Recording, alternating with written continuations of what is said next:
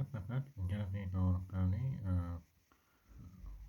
o'ziga ishongan foiz miqdoriga bo'ladigan o'qituvchilarni qabul qilamiz va ularda imtihon tariqasida kitobxonadagi Alisher Navoiy komissiyasidan ularni tekshirib olamiz. Qanaqa bilimga ega ekanligini bilishimiz uchun Alisher Navoiyning kutubxonadan qo'shimcha kundalikda imtihonlarni bitta ikkita olib, keyin ishga qabul qilamiz. Sizlar bilan o'qituvchi Shohruh Sartarosh.